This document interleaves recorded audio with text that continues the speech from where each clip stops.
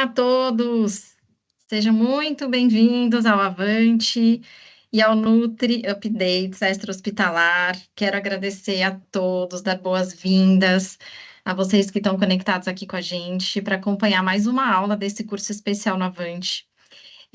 Para quem está aqui pela primeira vez, o Nutri Updates Extra-Hospitalar tem esse tema central da qualidade assistencial e a sustentabilidade financeira. Mas essa é a segunda aula do módulo que a gente preparou com muito carinho. Então, se você ainda não assistiu o primeiro módulo, te convido a voltar depois a assistir a aula que ficou gravada, porque foi também uma discussão muito interessante. E hoje não vai ser diferente. Acho que dentro desse tema a gente consegue conversar sobre muitos assuntos. Qualidade assistencial e sustentabilidade financeira é o que a gente vem discutindo aqui no Nutri Updates Extra-Hospitalar. É um tema que a gente discute como que a nutrição pode ajudar tanto a influenciar positivamente no desfecho clínico dos pacientes, mas também as instituições a terem um desfecho positivo do lado financeiro também. A gente considera que os pacientes que estão fora do hospital podem estar em diversas localidades, né? Numa unidade de transição de cuidados, numa instituição de longa permanência, em home care ou em casa com cuidadores, mas em todos esses locais são pessoas que podem vir a ter alguma necessidade clínica, nutricional importante. E a gente sabe também que o custo acaba sendo um fator que impacta em muitas decisões, né? Por profissionais de saúde, mas também por administradores e gestores de saúde como um todo. Então, a gente traz para essa noite uma segunda aula dentro desse tema. A gente vai conversar hoje sobre como conduzir a intolerância gastrointestinal em pacientes domiciliares e institucionalizados. E aí, para falar desse tema aqui hoje, a gente tem duas experts, a doutora Daniela Gomes, que é geriatra, e a Karina Croce, que é nutricionista, membro aqui do Departamento Científico de Nestlé.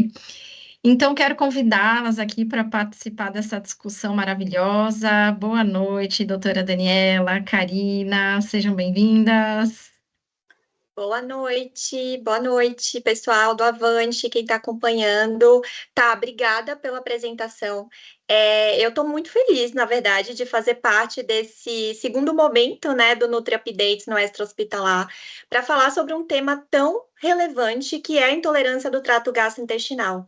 E antes, né, de chamar a doutora Daniela, que inclusive eu estou bem feliz de ter ela do meu lado, né, que é uma profissional de excelência, que se preocupa muito com a qualidade do serviço prestado, né, para os pacientes que ela acompanha. Eu queria, assim, só ratificar, né, antes da gente abrir para a discussão, que a intolerância do trato gastrointestinal e o manejo dela, né, quando a gente pensa ali na terapia nutricional, é extremamente desafiador.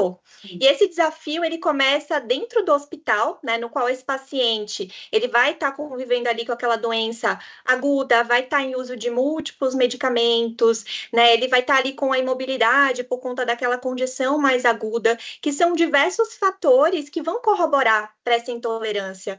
Mas se a gente pensar, ele está num ambiente mais controlado, né, em que os profissionais, eles vão estar ali à disposição 24 horas. Algumas instituições podem já ter algum protocolo instituído para manejo da intolerância do trato gastrointestinal.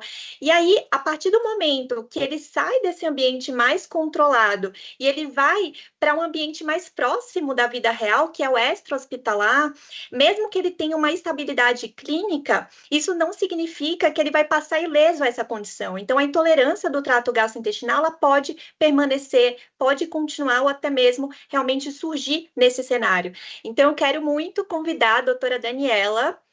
Vou passar a palavra para você. Doutora Dani, seja muito bem-vinda.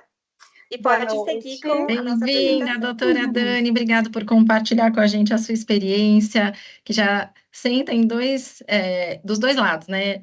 De dentro do hospital, de fora do hospital, e também dos dois lados no sentido de assistência e gestão. Então, acho que sua participação aqui hoje vai ser muito bacana. Obrigada a vocês duas e que todos aproveitem essa discussão enriquecedora. Obrigada. Boa noite, pessoal. Cá, Thaís, muito obrigada, primeiro, pelo convite. Eu estou completamente apaixonada pelo tema e acho que a gente poder trazer uma visão desse ambiente extra-hospitalar, envolvendo toda a nutrição integral, as complicações que podem existir e sugestão de protocolo, porque não, né, nessa aula vai ser muito legal e acho que muito enriquecedor. Para mim é um prazer enorme estar aqui falando desse tema e conversando com você, Ká. Obrigada, doutora Dani. Então, vamos lá. Você tem algum caso aí para trazer para a gente, compartilhar com o pessoal? Tenho. Eu queria começar, pessoal, mostrando um caso, tá? E falando um pouquinho sobre um caso que eu falo que é bem da vida real, tá? Então, Cá, se você puder passar, agradeço. É um senhor, né? Um senhor de 89 anos, que ele tem alguns antecedentes pessoais importantes, né? Então, ele é hipertenso, ele é diabético, ele tem osteoartrose, ele teve um infarto em 1995 que precisou de um stent, e ele teve um AVC em 2022, tá? Esse senhor, ele acabou tendo pós-AVC, ele teve uma internação, e depois dessa internação, ele evoluiu com a piora do status funcional e com uma piora clínica importante, o que fez ele precisar de reabilitação, de fono e de físio, que é muito comum, né, no nosso dia a dia aí, da assistência domiciliar. E aí, esse senhor, ele teve uma outra internação por um rebaixamento, e ele acabou tendo um quadro de necessidade de uma via alternativa, piorou da disfagia e acabou precisando ter uma via de alimentar aí alternativa. Foi passado uma gastrostomia nesse senhor, e ele começou a receber dieta. Tá? A dieta que ele recebeu, como ele era diabético, acabou sendo uma dieta hiper e sem sacarose. E esse senhor, ele começou a ter, pós-dieta, ele estava, na verdade, é que eu estou sem um slide aqui de fundo, mas ele estava, na verdade, com peso de 68 quilos, né, na ocasião, tinha uma circunferência de panturrilha de 30 centímetros, e ele começou a receber dieta no volume de 50 ml hora, tá, pessoal? Uma dieta hiper, e sem sacarose. Quando ele começou a receber essa dieta, ele começou a ter diarreia. E aí ele teve alguns episódios de diarreia, começou a ter dor abdominal, e aí a conduta foi reduzir esse volume, ele estabilizou, voltou para casa. Quando ele voltou para casa, e ele teve uma internação bem prolongada, ele ficou mais ou menos 45 dias internado para resolver esse problema, depois saiu, foi para casa. Quando ele voltou para casa, ele ficou pouco tempo, gente, não deu 15 dias que ele ficou em casa, e ele voltou com quadro de diarreia, e voltou a ser internado. Uma nova internação, ficou mais praticamente 2 meses internado, de novo, com quadro de diarreia, foi investigado, acabou tendo um quadro diagnosticado de Clostridium, ficou bem grave, tratou o Clostridium com vancomicina, que é um antibiótico aí que a gente acaba usando muito com essa finalidade. Ele recebeu o tratamento, e aí, depois disso, ele melhorou um pouco e voltou para casa. A conduta foi introduzir procinéticos, porque ele estava bem distendido. Depois, ele acabou recebendo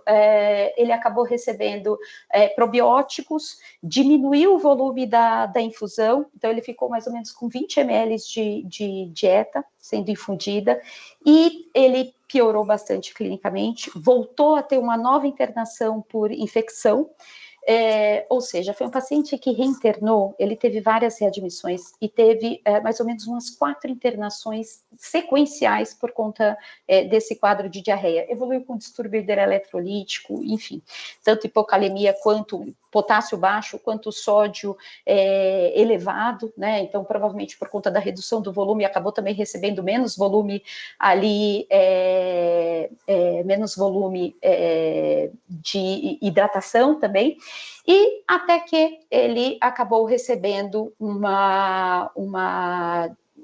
foi optado por uma troca da dieta, isso em maio. Então, esse cenário todo começou em outubro. Em maio, ele trocou a dieta, e aí essa dieta acabou sendo trocada por uma oligomérica, e ele teve só uma internação após essa troca, que foi em julho. Ele teve uma internação por uma infecção urinária, nada relacionado com o quadro.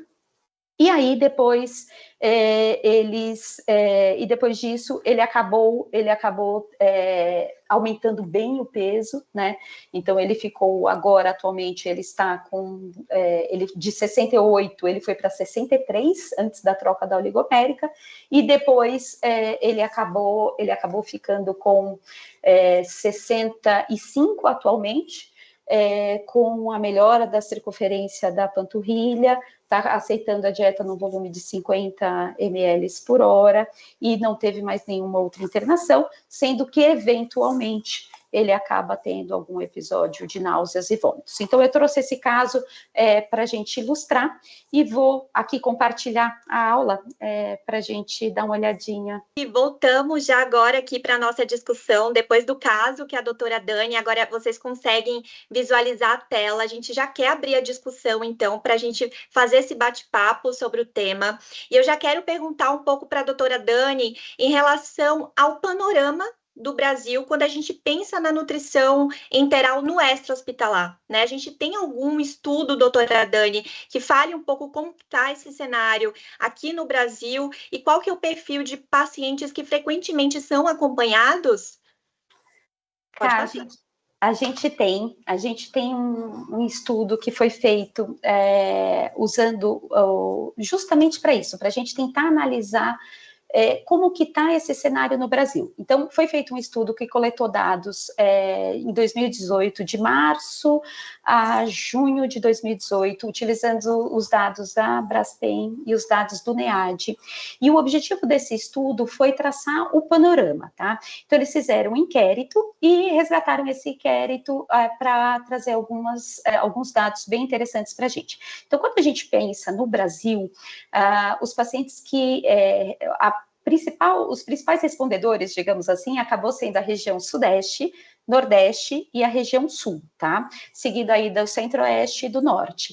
Então, o que esse estudo demonstrou para a gente? Que 67% dos pacientes que estavam em assistência domiciliar, seja pública, no Melhor em Casa, seja no privado, através do NEAD, ele demonstrou que eles usavam uma dieta nutricional domiciliar de forma exclusiva, tá? E quem que eram esses pacientes, né? Se a gente for ver, aqui na tabela, a gente tem, considerando a idade acima de 60, a gente tem 79% dos pacientes recebendo a dieta enteral. Então, 79% dos nossos pacientes tinham mais de 60 anos. 16,3% eram adultos e 4,7% eram na faixa pediátrica, digamos assim. E quais as principais comorbidades, né? O que esses pacientes que estavam na assistência domiciliar, eles possuíam de doenças, né? Então, 82,7% desses pacientes estavam recebendo a nutrição enteral por problemas neurológicos, tá? E aí a gente cita, sem dúvida nenhuma, doenças neurodegenerativas, né? 8,9% dos pacientes estavam recebendo a nutrição enteral por problemas oncológicos e 2% cirúrgicos, tá? Nesse estudo, ele também avaliou os dispositivos, né? Quais eram as vias de acesso que esses pacientes estavam. E olha só, Karina, eu fiquei chocada quando eu vi esse dado. 53% dos pacientes tinham a via de acesso como sonda nasoenteral, né? O que não é o mais adequado, mas ok. 34% tinham a gastrostomia como a via de acesso. E 13% com sonda nasogástrica. Então, ainda na nossa realidade, no Brasil, algo que não acontece mais lá fora, a gente vai discutir isso ao longo desse bate-papo, que lá fora isso já não existe né, com esse perfil, mas aqui no Brasil a gente ainda tem 13% usando sonda nasogástrica. E quando a gente vai avaliar a forma de administração dessa dieta, a gente tem gravitacional intermitente como principal meio, né, de administração, a gente tem em bolos, né, e a gente tem bomba de infusão contínua como terceiro colocado. Tá?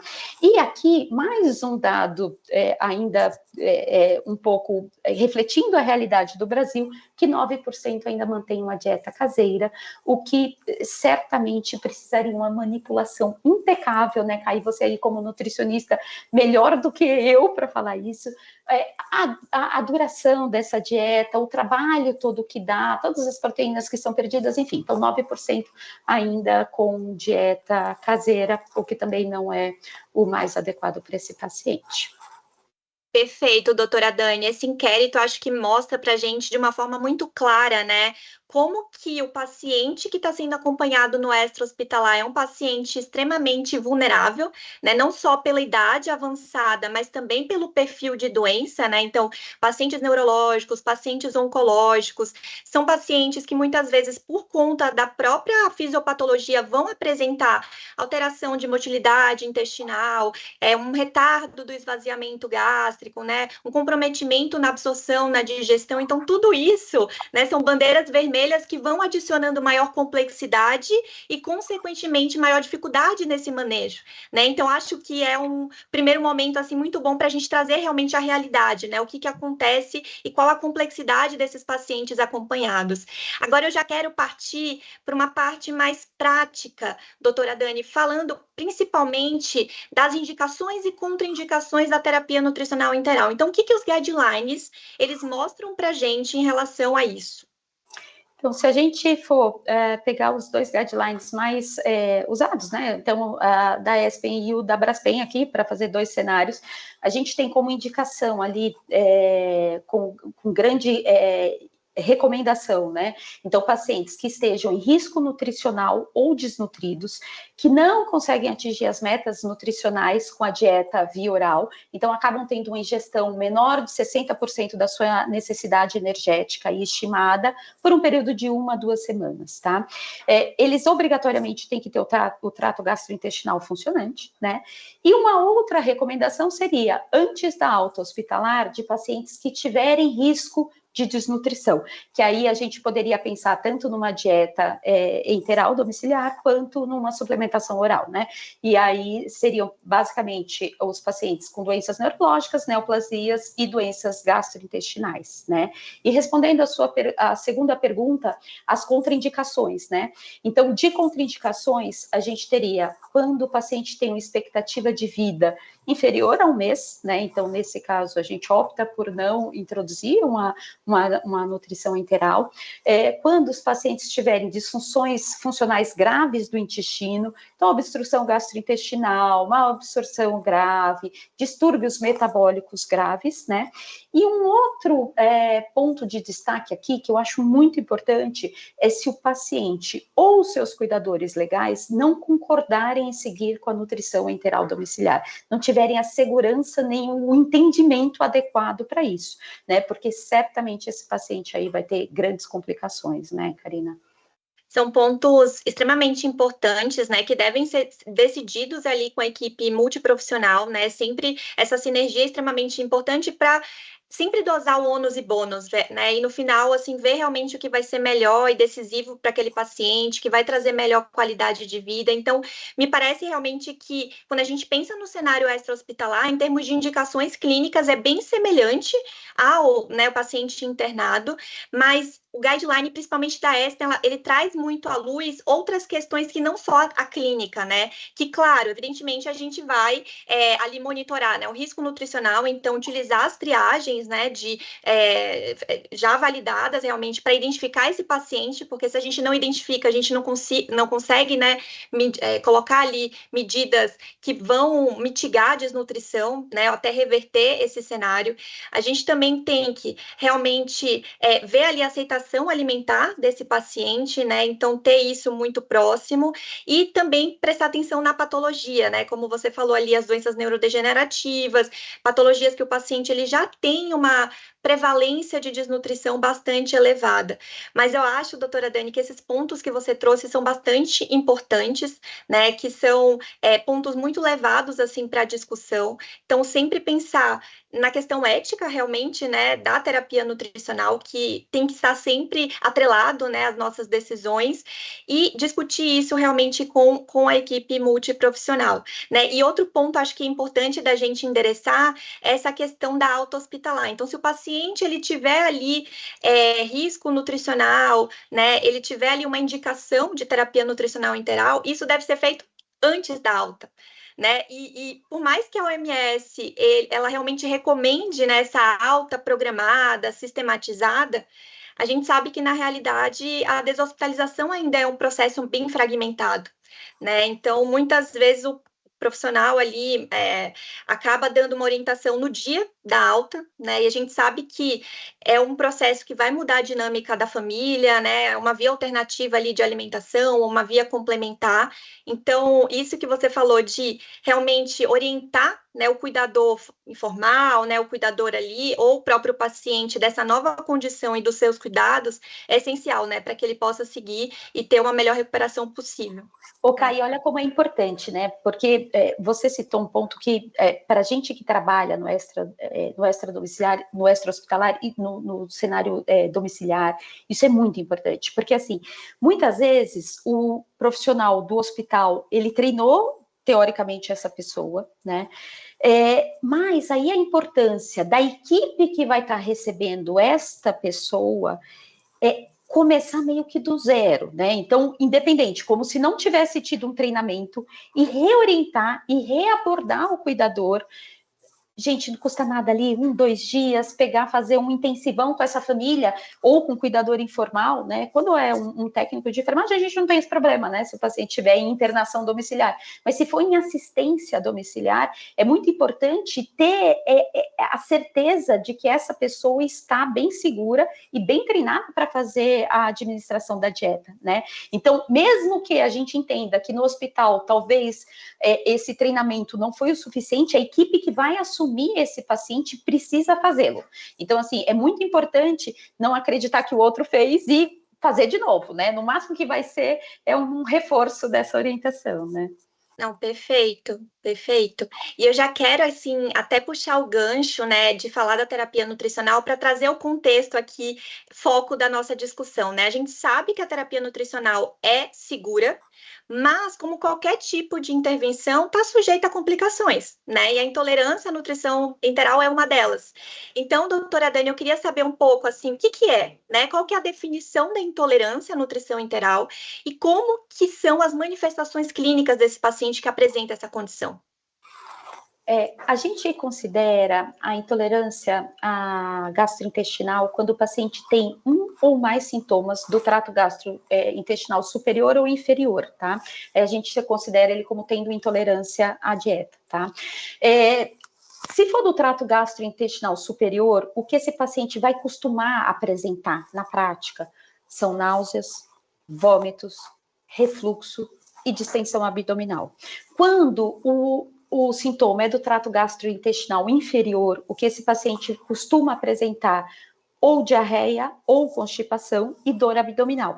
E é muito importante essa separação em sintomas para a abordagem que a gente vai dar. Então, se o manejo, se é do trato gastrointestinal superior ou inferior, acaba sendo um pouco diferente, né, com relação à abordagem global desse paciente. Então, é muito importante a gente tentar caracterizar a altura, entre aspas, desse sintoma, né, se é superior ou inferior. Pode passar.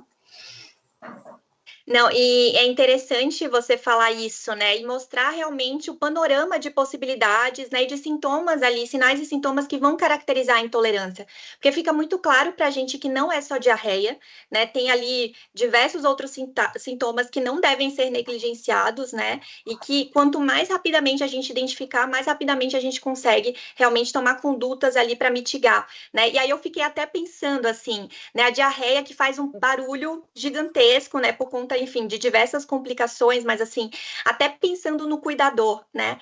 o que é diarreia para ele, porque isso até para os profissionais de saúde, né, causa uma polêmica, assim. Então, acho que isso de falar também para o cuidador, olha, diarreia são 3 ou mais evacuações líquidas. Se a obstipação, você tem que cuidar quando ele, né, não apresenta ali nenhum tipo de evacuação em 3 dias. Então, essas definições são muito importantes, né, para serem passadas também para as pessoas que não têm uma formação, né, na área da saúde.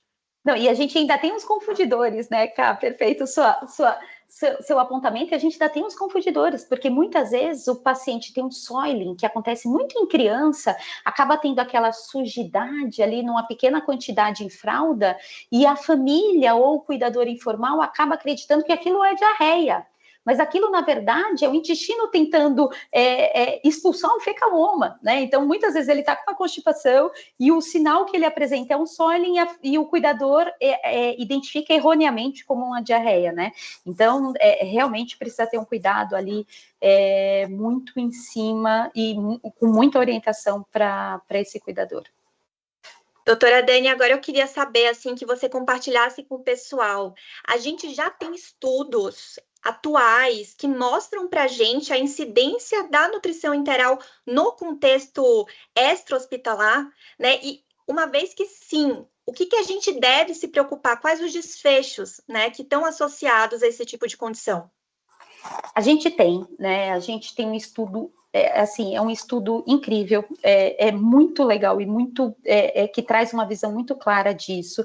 Mas já convido a todos vocês que estão aqui na aula a pensar em estruturar mais estudos para o tema, né? Porque de fato a literatura relacionada à nutrição enteral no ambiente extra-hospitalar ainda é escassa, né? Então a gente não tem tantos artigos assim como tem no contexto de UTI, como tem no contexto de hospital, e a gente tem muita gente nesse cenário, né?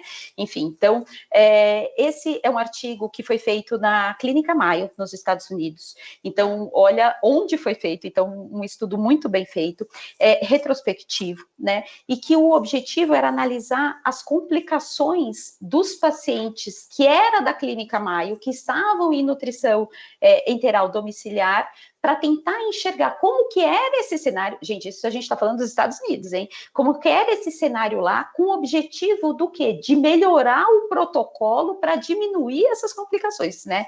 Então, de estruturar um protocolo melhor para isso. Então, o que esse estudo nos mostrou? Que a incidência de intolerância gastrointestinal relacionada à dieta enteral é 20%. Então, 1 em cada 5 indivíduos apresenta pelo menos um daqueles sintomas que a gente pontuou: náusea, vômito, refluxo, distensão abdominal, dor abdominal, diarreia ou constipação. E qual o problema dele apresentar isso? Né? O que isso pode acarretar? Então, quando o nosso paciente ele tem uma intolerância gastrointestinal, uma coisa que acontece, a gente até pontuou isso, né, no caso que a gente trouxe no início, são interrupções frequentes dessa dieta, né? Seja porque esse paciente vai precisar de uma manipulação para higienização, seja para reduzir o volume que esse paciente está recebendo de dieta, mas o fim é que ele vai ter uma redução da quantidade de ingestas de proteína e calorias, tá? Como aconteceu no nosso caso lá do início. E com isso, o que esse paciente vai evoluir? Com desnutrição. Ele evoluindo com desnutrição, o que acontece? Maior incidência de complicações. Não tem jeito. A gente viu lá no cenário do panorama do inquérito que os pacientes eram principalmente idosos, que os pacientes principalmente com distúrbios neurológicos. Então, pensa num paciente neurológico, idoso e ainda desnutrido. A chance desse paciente que está em nutrição enteral estar mais acamado já é gigantesca. E esse paciente, sem dúvida nenhuma, vai evoluir para uma lesão por pressão. E aí toda a complicação que vai ser e todo o custo relacionado ao tratamento dessa ferida também, sem pensar na qualidade de vida. Uma outra complicação que a gente acaba vendo muito na prática, e tenho certeza que vocês que estão aí assistindo a aula também veem no cenário extra-hospitalar, são a presença de infecções. Então, esse paciente que acaba tendo uma diminuição da sua imunidade, fora a imunossenescência, que já é habitual nessa faixa etária, ele acaba tendo mais chances de complicações infecciosas, independente, infecção urinária, infecção dessa lesão por pressão que ele vai abrir, e ele já está tendo a chance de ter náuseas, de ter vômitos, de ter distensão abdominal, gente, tragédia anunciada, vai broncoaspirar, vai fazer uma pneumonia, né? Então, essas complicações todas, e a gente pode citar aqui, cara, a gente pode ficar horas conversando sobre as complicações. A gente tem distúrbio hidroeletrolítico, porque esse paciente vai ter menos volume de dieta, ele vai ter menos volume de líquidos, ele vai acabar tendo hipernatremia, está com diarreia, a chance dele ter um potássio baixo enorme, né? Enfim, então ele vai acabar tendo uma série de complicações que vai culminar com uma coisa que é tudo que a gente não quer, o aumento da taxa de hospitalizações. Por quê? Porque esse paciente vai voltar com a qualidade de vida pior, num estado nutricional pior, num estado funcional pior, e ele sendo neurologicamente comprometido, no estado cognitivo pior. Então, a gente vai conseguir complicar a vida desse paciente em vários cenários, tá? Então, esse estudo mostrou isso. E aí, Cá, eu queria só mostrar um próximo estudo na outra página, que é muito legal. Como a gente está falando que vai aumentar a taxa de hospitalização, esse estudo, ele acabou mostrando, foi um estudo de coorte, retrospectivo também, que foi feito de 2017 a 2019, né, publicado agora em 2022, e o que ele mostrou? Será que, de fato, esses pacientes estão sendo readmitidos? Será que esse paciente que está em nutrição enteral, domiciliar, quando a gente tira do hospital, vai para casa, será que ele volta mais rápido? E esse estudo viu isso. Então, ele analisou a quantidade de readmissões hospitalares no mesmo hospital, no período de 30 e 90 dias, tá? E qual que foi a conclusão? Que 20,5% das readmissões desses pacientes estavam diretamente relacionadas a complicações da nutrição enteral, ou seja, não era nem por conta dessa possível infecção que ele ia ter, por conta dessa desnutrição, não, era relacionado de fato à fórmula, à nutrição enteral. Então, olha só que interessante, que as principais causas, a gente tem aí um cenário que a gente já sabe, né, que são relacionados às vias de acesso da administração dessa dieta enteral, então aí tá entupimento de sonda, perda de sonda, paciente que saca, né, tem os sacadores crônicos, enfim, gastrostomia, perda de gastrostomia, enfim. Então, a gente tem esse tipo que dão 44,6%, mas olha isso, a gente tem 40,5% de sintomas gastrointestinais que estão levando esses pacientes diretamente à readmissão no período de 30 a 90 dias. Gente, é muita coisa. E, além disso, a gente tem também distúrbio hidroeletrolítico, a gente acabou falando lá, principalmente relacionado a sódio no estudo, mas potássio também a gente pega muito, 14,9%. Então, o estudo mostrou, e por isso que eu fiquei tão apaixonada por esse estudo, ele mostrou o que a gente vê na prática, que esses pacientes, quando eles saem do hospital, que ficam com a gente no extradomiciliar, se a gente não tiver o olhar muito atento e adequado para as complicações, esse paciente volta a internar. Não, perfeito, assim, nossa, você trouxe realmente um monte de tópico, assim, importante que vale a discussão, né? Acho que você começou, assim, falando uma primeira coisa muito importante, né? A gente não tem muitos estudos na literatura sobre intolerância à nutrição enteral nesse cenário, né? Dentro da UTI, né? No cenário de disfunção a gente tem bastante, mas no cenário extra-hospitalar isso fica realmente ainda bastante limitado. Então, esse estudo no mundo, ele acaba sendo a referência nesse sentido, porque até onde eu conheço, ele é o único, né, que fala ali da incidência, e um ponto muito importante que você trouxe, doutora Dani, é que ele foi feito na Mayo Clinic, que é uma referência, né, quando a gente pensa em assistência à saúde a nível mundial. Então, lá eles têm um programa desde 2012, se eu não me engano, com foco no paciente cirúrgico, foco no paciente oncológico. Agora eles estão ampliando para outros perfis, em que uma equipe muito bem estruturada, então, nutricionista, médico, enfermeiro, farmacêutico, monitora, faz visitas frequentes para esses pacientes. Então, mesmo nesse cenário, que a gente pensando no extra-hospitalar seria o mais favorável possível, olha só, né, a gente consegue observar aí 20%, né, quando a gente fala em incidência. E trazendo um pouco em relação à readmissão, né, que você trouxe muito bem, é um ponto bastante importante, porque é um paciente que se torna mais oneroso. né? Além de outros cuidados por conta de medicamento, por conta de soro, como você falou, reposição, né, hidroeletrolítica. É um paciente mais custoso para o serviço de saúde, que vai ser readmitido várias vezes, como você mostrou muito bem no caso que você trouxe, né? Quantas readmissões esse paciente teve, internações prolongadas, né? Mais de 40 dias, mais de 20 dias, e ele vai ser um paciente mais oneroso realmente. Então, a gente vendo que os sintomas gastrointestinais, eles correspondem a 40,5%, né, das causas de readmissão, faz todo sentido, né, que a gente realmente implemente ali ações que sejam assertivas para mitigar esse cenário e, consequentemente, mitigar, né, essa readmissão, esse potencial de readmissão do paciente. Então, falando assim sobre isso, eu queria, doutora Dani, que você também trouxesse, né, ali, se tem algum perfil de paciente que seja mais suscetível a apresentar essa condição, quais que são eles? Então, tem algum paciente que a gente precisa ali olhar com mais cautela, olhar com mais cuidado, porque ele tem um potencial de desenvolver esse tipo de condição? Tem, sem dúvida tem, né? E esse estudo, né, ele acabou do mundo aí de novo, né? Ele acabou trazendo dados bem interessantes, tá? Então, lá na Mayo Clinic, o que eles identificaram? Que a grande parte desses pacientes acompanhados lá eram oncológicos, tá? Mas ele trouxe dados interessantes. Olha lá, quando a gente vai analisar, pensando no paciente com idade mais jovem, do sexo feminino, ou com um baixo IMC, com IMC mais baixo, digamos assim, eles tinham a maior tendência a ter complicação. Olha que interessante, porque na lógica, né, a gente pensaria, poxa, o idoso ali teria mais chance de ter complicação. Então, o estudo mostrou essa outra realidade que eu acho muito importante a gente citar. Quando a gente pensa em perfil relacionado à nutrição enteral, a gente vê que quanto mais tempo esse paciente esteja em terapia nutricional domiciliar, maior a chance dele ter algum evento de complicação. Isso, ok, é óbvio.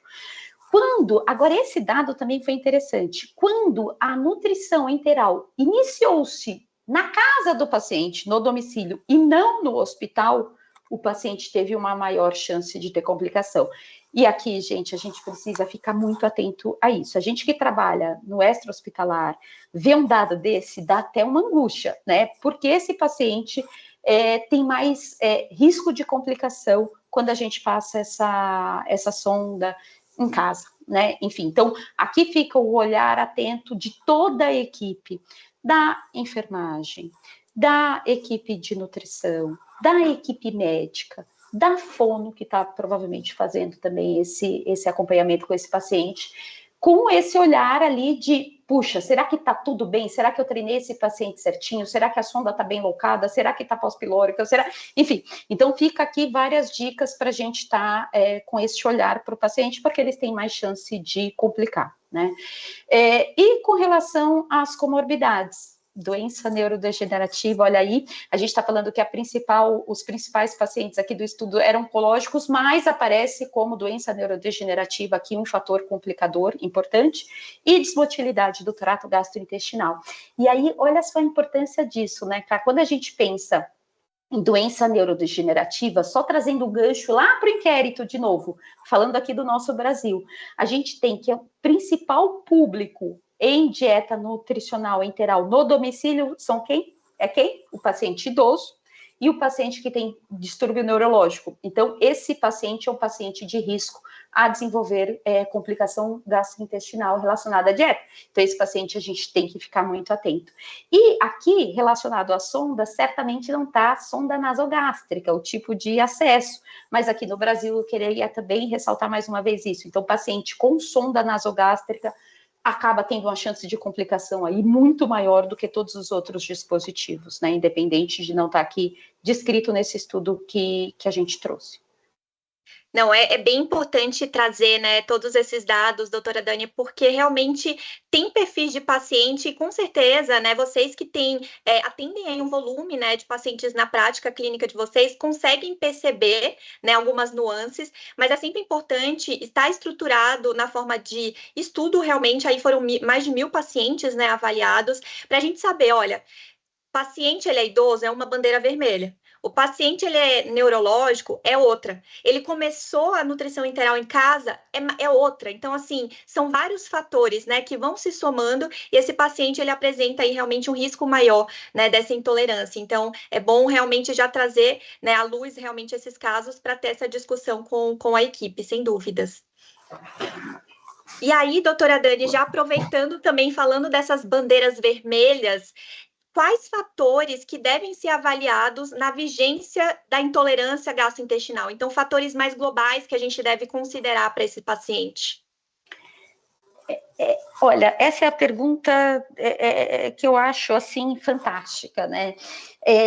Porque se a gente focar só na questão da dieta, também não é legal. Se a gente focar só na questão do paciente, também não é legal. A gente tem que olhar esse paciente de forma global. Então, quando a gente pensa ali, quais os principais fatores relacionados aos pacientes, né? Sem dúvida nenhuma, comorbidades e medicamentos ali, né? Então, são 2 pontos importantíssimos, porque muitas vezes esse paciente tomava via oral uma série de medicamentos que não tinha problema e que agora, com a sonda nasoenteral, ele terá. Então, assim, é muito importante pensar nessa dupla, né? Quais as doenças que ele tem, quais medicamentos que ele está usando e dar uma revisitada nisso para ver se vai precisar trocar algum. Né? Uma outra coisa que é importante, que muitas vezes fica esquecida, né, que ele está num outro cenário de doença, mas será que esse paciente tinha alguma alergia ou alguma intolerância ali já alimentar? Né? Então, isso também acaba sendo muito importante. Se esse paciente ele estiver infectado, né, como o nosso paciente lá do caso, que teve várias infecções, isso certamente atrapalha todo o cenário, inclusive com translocação bacteriana, enfim, e certamente ele vai precisar de um olhar muito atento aí, porque a chance dele ter complicação é gigante, a gente vai precisar tratar isso.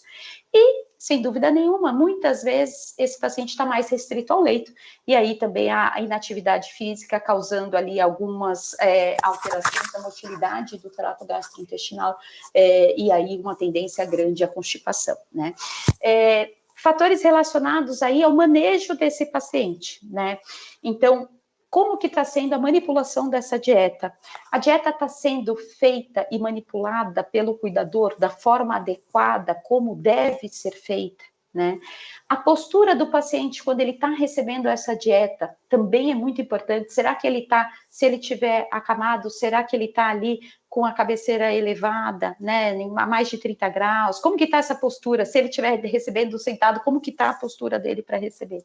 A temperatura da dieta, então muitas vezes acaba tirando ali, colocando ou fazendo em bolos e pronto, aí ele vira uma bomba, ele vai ter diarreia, não tem nem como, né? Enfim, então será que está em temperatura ambiente? Será que está numa boa temperatura? Como que está a hidratação desse paciente? Será que ele está recebendo o volume de líquido adequado? Ou será que ele está recebendo o volume prescrito de dieta e o volume prescrito de hidratação pela Nutri? Será que esse paciente está de fato recebendo? Gente, se a gente tem problema com a quantidade de volume prescrito versus infundido no hospital, quiçá em casa.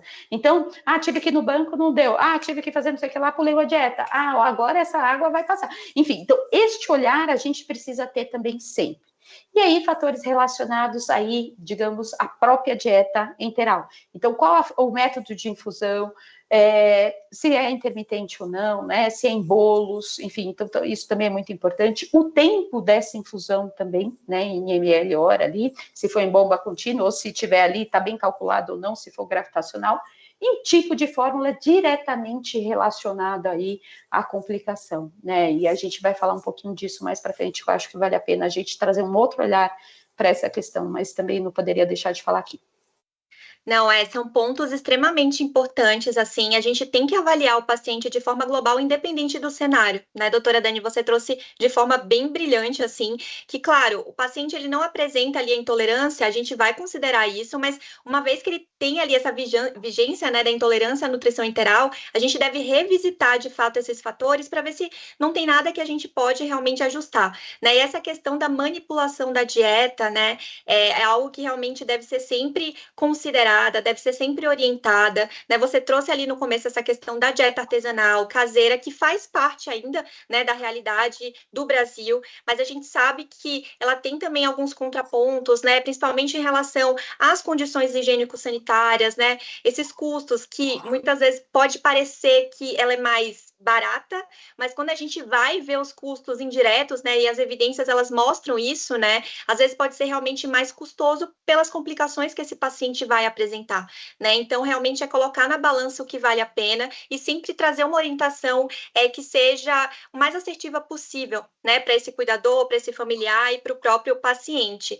E essa outra questão que você falou do tipo de fórmula é bastante importante, porque você vai falar disso aqui para frente, né, vai trazer dados bem interessantes, mas esse estudo do Mundi, que a gente tão elogiou, né, e falou tão bem, ele fala, inclusive, que o tipo de fórmula é um fator preditor da intolerância. Então, vejam, só o fato de ter uma fórmula X, uma fórmula Y, já é um fator de risco isolado, né, para essa condição, para a intolerância. Então, é realmente colocar uma visão ali, né, mais global nesse paciente e entender o que deve ser melhorado para a gente evitar ali a intolerância e, consequentemente, a readmissão desse paciente. Bom, passando para a próxima pergunta e já, né, a gente explorando um pouco esse contexto da terapia nutricional, o que você traz para a gente, doutora Dani, em termos de estudos, assim, de condutas relacionadas à terapia nutricional que podem contribuir para a melhora de sintomas? Olha, esse estudo, né, que foi feito na Espanha, eu acho que ele acaba sendo bem interessante para isso, e pode passar mais um.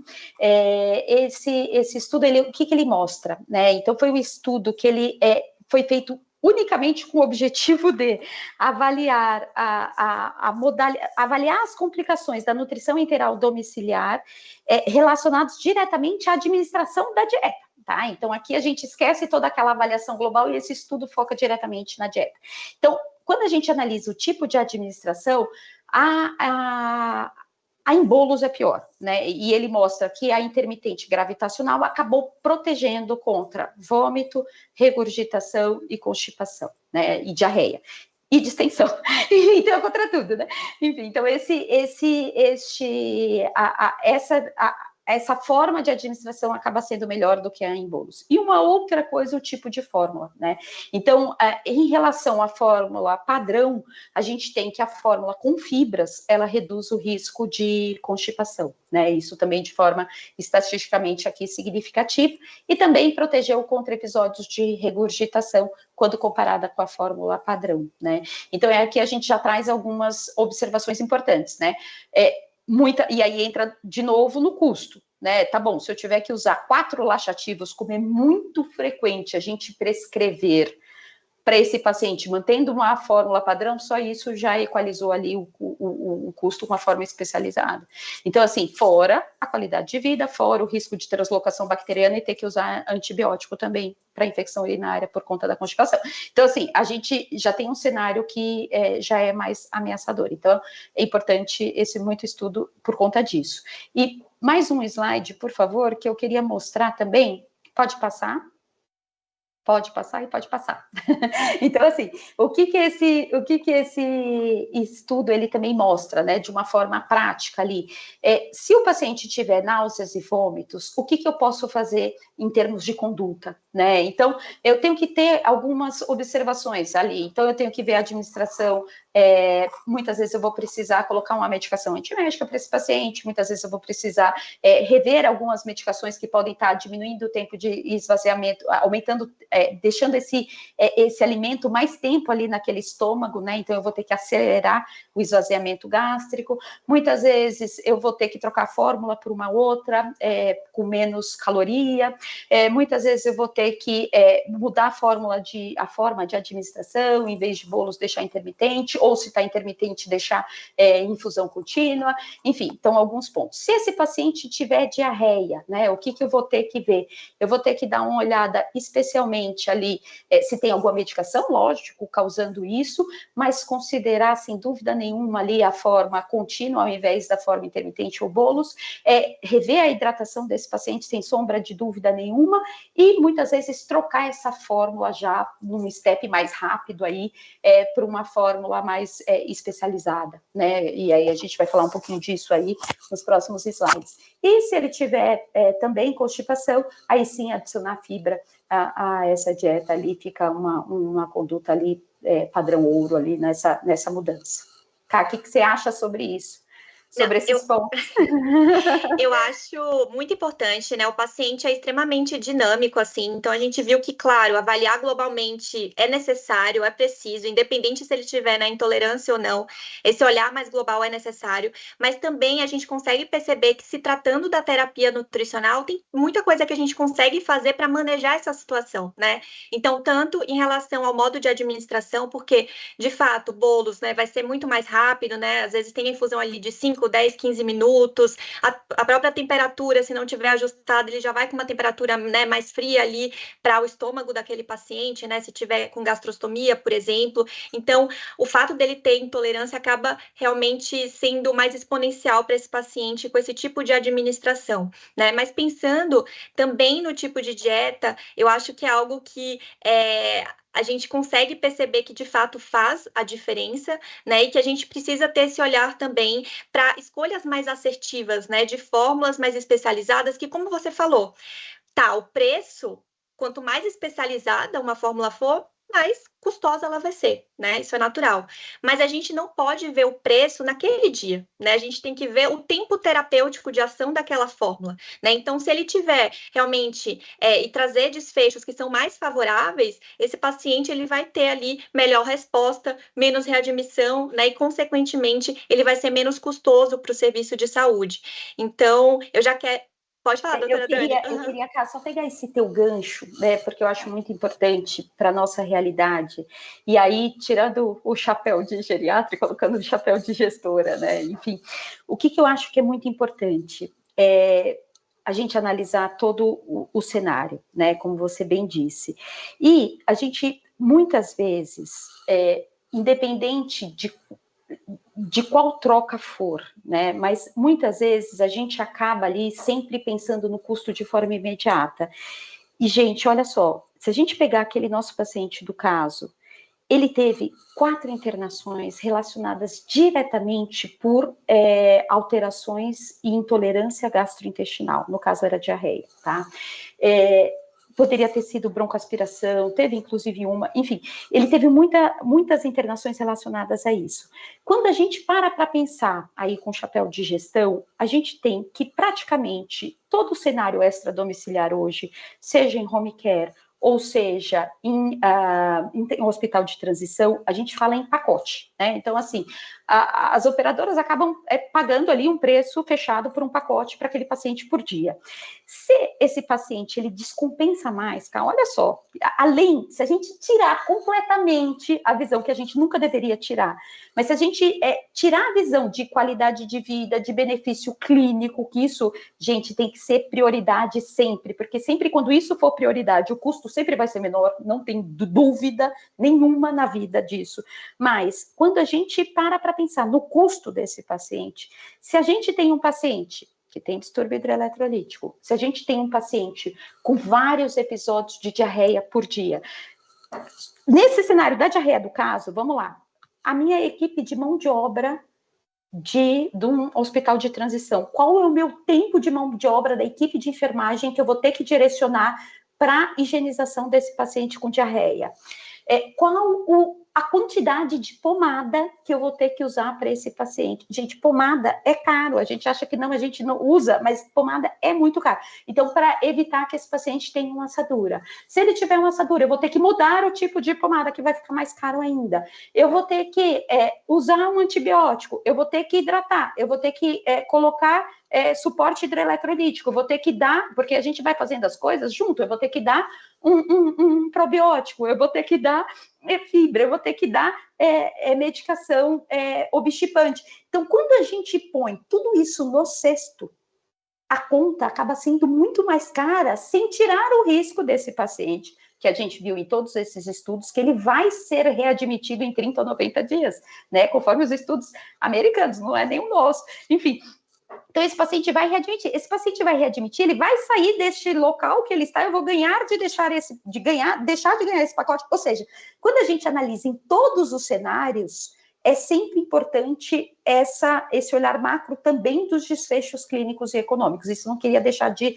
falar aqui enquanto gestora. E mais uma coisa, e juro que é a última, é assim, quando a gente olha esse paciente, gente, até me perdi aqui falando, acabei passando, tem aquele detalhe de quem sabe faz ao vivo aqui, me confundi aqui, e acabei perdendo aqui o que eu ia falar, mas enfim, vamos lá. Não, mas seguindo, e você vai lembrar, porque vai ser algo que provavelmente você vai comentar nos próximos slides, assim. Aproveitando, puxando esse gancho, né, da dieta especializada, assim, o que a gente tem de evidência científica em relação à fórmula oligomérica para esses pacientes no extra-hospitalar com intolerância à nutrição enteral? Então, faz sentido, né, o uso desse tipo de dieta, ela deve ser considerada para esses pacientes? Sem dúvida nenhuma deve, e aí eu vou trazer 2 estudos muito interessantes, tá? Esse daqui, a gente até deixou aqui o QR Code para vocês depois baixarem, vale a pena a leitura, porque é um estudo muito legal que foi feito, tá? E é um estudo retrospectivo, tá? Também americano, é o mesmo monte do outro estudo, né? Enfim, então o que ele avaliou nesse estudo?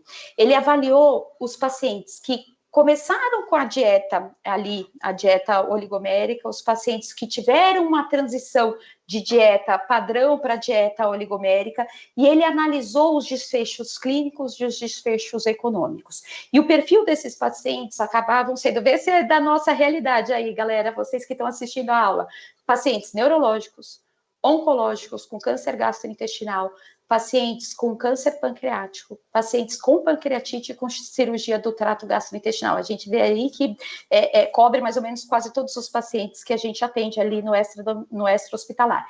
Pode passar. E quando ele fez essa análise, olha que interessante, tá?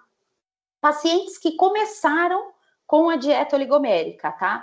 Foram 53. No total, eram 95 pacientes desse estudo. Então, 53 começaram com dieta oligomérica. 44% dos pacientes não relataram nenhum sintoma de intolerância gastrointestinal. E eles atingiram 95% da meta nutricional calculada pela Nutri, tá?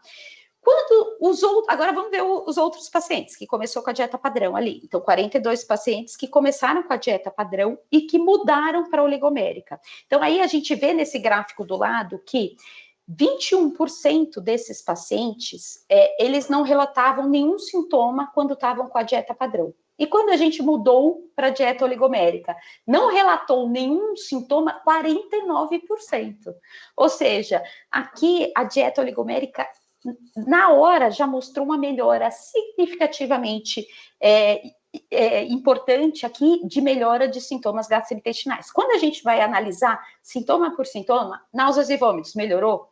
Olha a queda, gente, o pretinho aqui, o escuro, acaba sendo os pacientes que estavam com polimérica, e o mais claro, os pacientes que estavam com oligomérica. Olha aqui, de 47% passou para 22% náuseas e vômitos, isso reduz drasticamente broncoaspiração.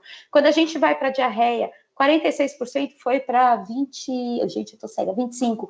O outro, 22% foi para 5%, o outro 9% foi para 7%. Ou seja, teve uma melhora em todos os sintomas, tá?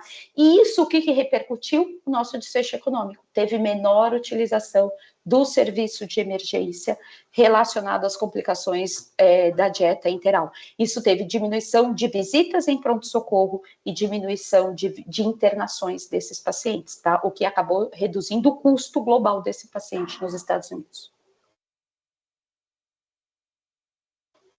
E um outro estudo aqui, também um estudo que aí é fantástico, porque ele traz a vida como ela é, né, como o nosso paciente do caso ali, original. Tudo é muito bonito em artigo científico, tudo é muito bonito, mas e na prática, né, gente? O que importa é o nosso paciente ali na prática, porque no fim das contas vai ser a nossa equipe que vai estar lá, vai ser a Nutri, vai ser a enfermeira, vai ser o médico, e aí, o que eu faço com esse paciente, como eu manejo, né? Então, esse outro estudo, ele também mostrou essa realidade, tá?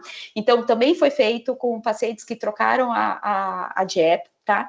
E aí a gente vê nesse primeiro gráfico, tá? A gente tem 59% dos pacientes que estavam com a dieta padrão, eles tinham um ou mais eventos de intolerância, tá? Gastrointestinal, e quando eles mudaram para a dieta oligomérica, reduziu a incidência em 41%. A gente está falando de pelo menos um sintoma, tem quem tem todos eles, né? Também acabou reduzindo, isso acabou repercutindo numa redução de 28% de internações hospitalares no período de um ano. É um número muito significativo, é muito dinheiro na conta, né?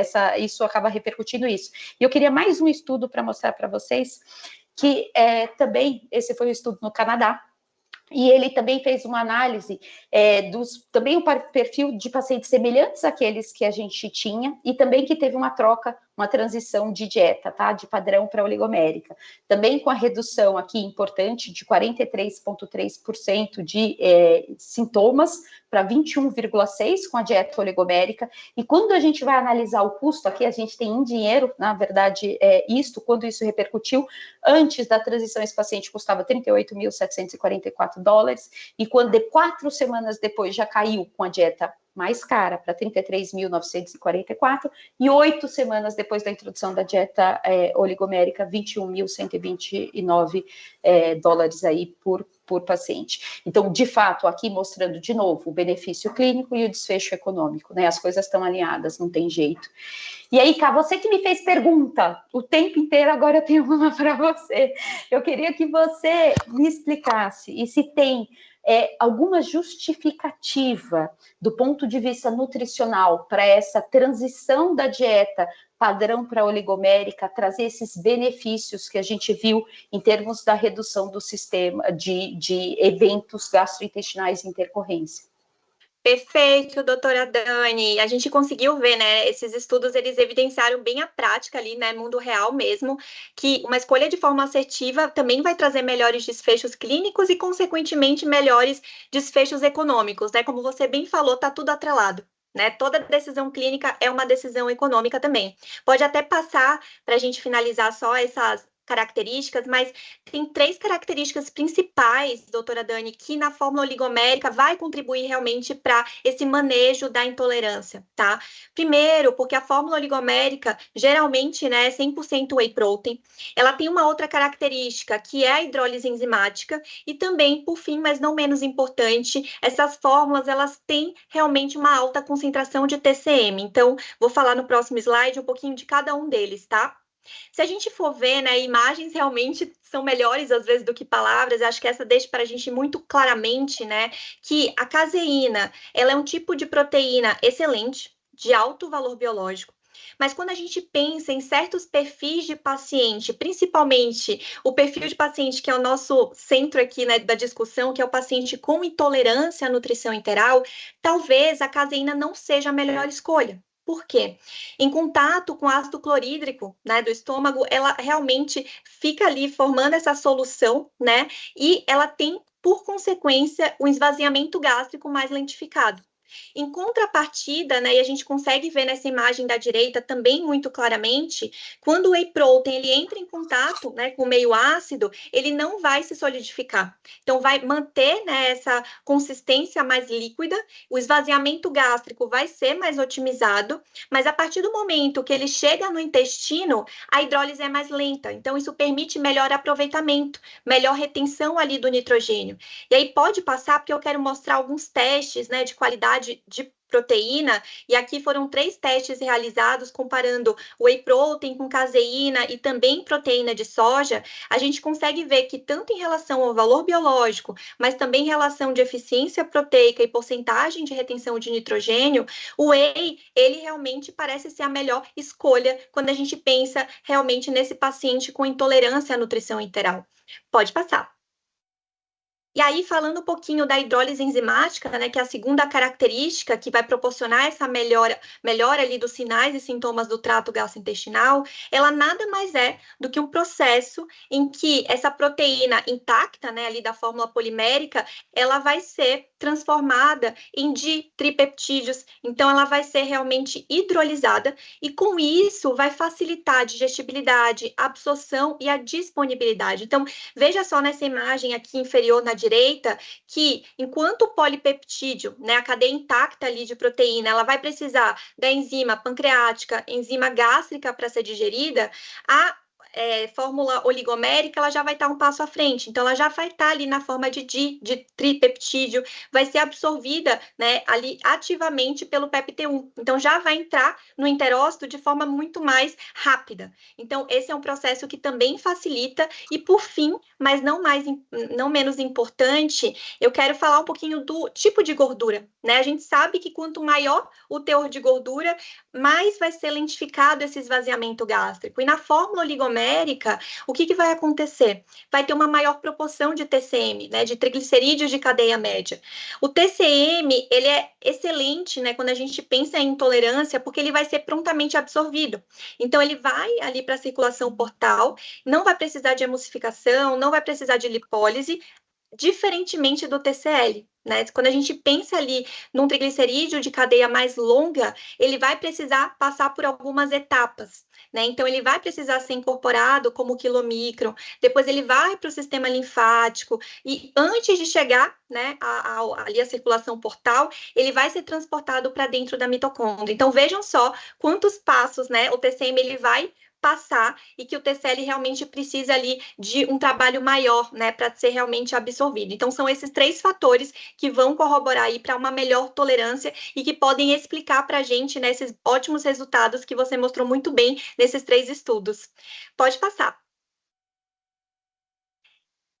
E aqui, né, acho que vale a pena a gente deixar algumas mensagens, né, enfim, e cá fica à vontade aqui para complementar, né, eu acho que é muito importante a gente não deixar de citar que a terapia nutricional enteral no extra-hospitalar, ela é segura, ela tem que ser prescrita, tem lá as indicações claras para isso, tá?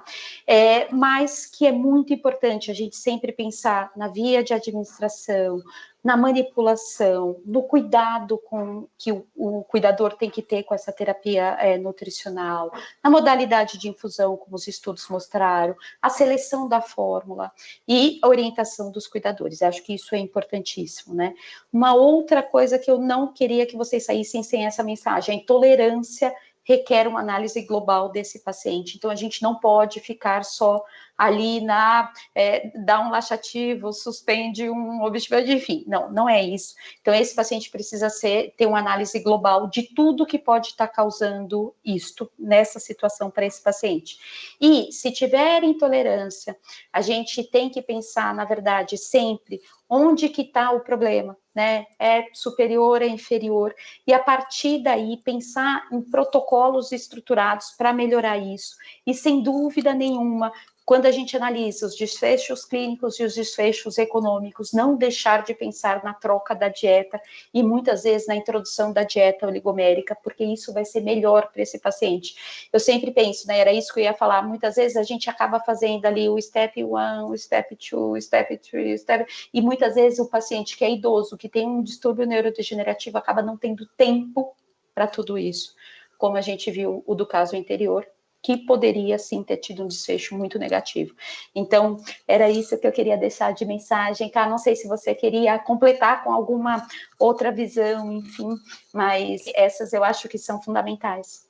Nossa, você já contemplou, assim, tudo que eu pensava realmente fechar. Eu acho que a gente trouxe aqui muita informação pertinente, muita informação atual. É claro que a gente entende que há muita particularidade, né? Tanto em termos de paciente, mas também em gestão de serviço, né? Então, a gente espera muito que a gente tenha agregado aí com informações novas para vocês e que talvez vocês consigam ali pegar, né, algumas partes do que a gente trouxe e consigam fazer essa translação para a prática clínica, né? Porque cada vez mais a gente precisa, claro, do conhecimento que vai nortear, né, todas as nossas condutas, as evidências científicas devem ser a base, né, de qualquer tipo de conduta que a gente venha a ter com esse paciente, mas a gente precisa cada vez mais fazer esse deslocamento do que a gente sabe, do que pode ser feito, né, e o que a gente consegue ali fazer realmente na prática clínica com o nosso paciente, com a nossa realidade. Então, eu quero muito, doutora Dani, te agradecer por esse bate-papo, assim, você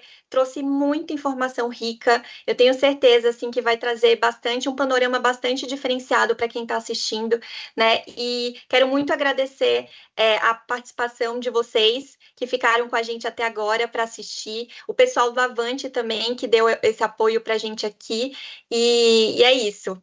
Boa noite, muito obrigada. Boa noite, adorei o nosso bate-papo. Beijo, gente. Obrigada, doutora Dani.